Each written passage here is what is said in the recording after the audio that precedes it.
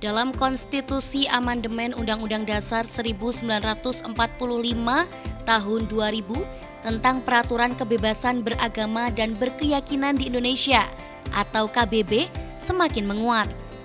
Namun, dalam prakteknya masih banyak kasus yang melibatkan pelanggaran KBB yang belum mendapatkan praktek mediasi dan pemenuhan hak pilih yang terlanggar. Oleh sebab itu, maka revolusi konflik harus dikedepankan dalam membangun relasi sosial antar kelompok.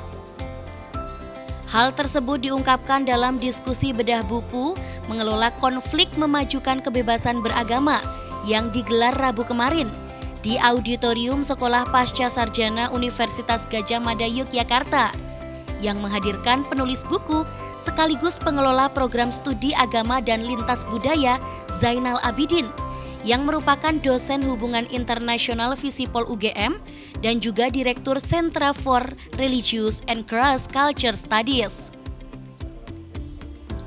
Zainal Abidin menyatakan bahwa advokasi kebebasan beragama dan berkeyakinan dalam dua dasawarsa makin menguat setelah ada amandemen Undang-Undang Dasar 1945 tahun 2000.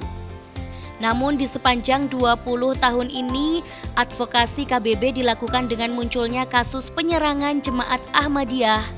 Terdapat pula kasus Parung dan kasus Lia Eden pada tahun 2005. Kemudian muncul kasus pendirian rumah ibadah Jemaat Gereja Kristen Indonesia Yasmin di Bogor pada tahun 2006. Hal ini disusul dengan insiden Monas tahun 2008 dan konflik Syiah di Sampang, Madura tahun 2012 serta pelanggaran HTI tahun 2017. Dari berbagai kasus konflik beragama tersebut, Zainal Abidin menyoroti kasus GKI Yasmin yang proses penyelesaiannya hingga 15 tahun lamanya. Persoalan tersebut dapat diselesaikan saat Wali Kota Bogor, Bima Arya tahun 2023 yang melakukan proses relokasi pemindahan pembangunan gereja.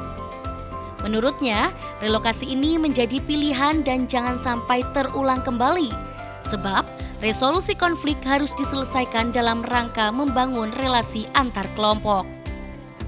Lamanya kasus adanya konflik disebabkan oleh tidak terbangunnya proses mediasi dan relasi antar kelompok. Dengan ini, antar kelompok saling menggugat secara legal formal ke pengadilan sehingga tidak pernah mencapai titik temu. Bicara mengenai sejarah upaya-upaya pemajuan kebebasan beragama atau berkeyakinan di Indonesia, khususnya advokasi yang sudah berjalan paling tidak 2 dasawarsa terakhir ini, strategi untuk mengatasi konflik sekaligus untuk memajukan kebebasan beragama. Nah, ini pentingnya kita mengkaji lebih jauh adalah untuk melihat cara-cara penyelesaian yang lebih beragam, lebih imajinatif, karena setiap konflik itu punya kekhasannya masing-masing, sehingga kita perlu lebih kontekstual, perlu punya lebih banyak. Mengelola konflik dan memajukan kebebasan beragama. Saya di sini menemukan beberapa pendekatan baru dalam resolusi konflik dan kebebasan dalam kehidupan antar umat beragama. Yang di sini yang perspektif baru yang bagi saya cukup baru ya.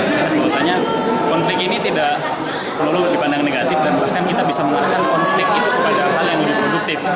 Dan bahkan ketika tidak terlihat ada suatu konflik di situ, kita patut curiga bahwasanya itu adalah suatu keadaan yang di keadaan yang dimunculkan agar kelihatan tidak terjadi apa-apa. Padahal ketika konflik itu kelihatan, kita bisa lebih jernih dalam melihat fenomena yang ada di sekeliling kita. Itu bagi saya cukup menarik.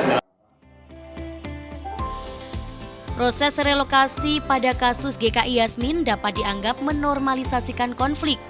Namun, menurut Karisma W. Kusuma, perwakilan LBH Yogyakarta, kebijakan tersebut justru mempertahankan praktik intoleransi di tengah masyarakat. Selain kasus tersebut, di kota Yogyakarta juga telah ditemukan kasus yang sama, di mana kelompok minoritas mengalami tekanan dan intimidasi dari kelompok mayoritas. Dari Sleman, Daerah Istimewa Yogyakarta, Aurora Rahma, Adi TV.